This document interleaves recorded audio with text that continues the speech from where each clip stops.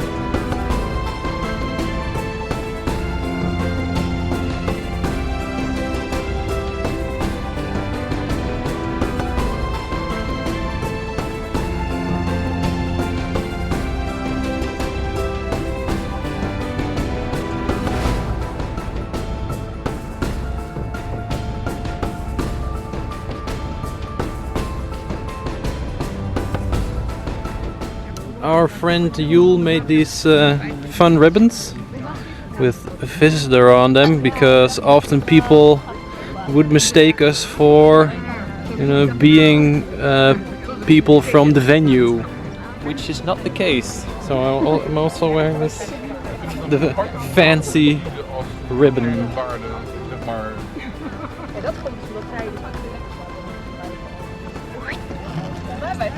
Ta-da. No more confusion, hopefully.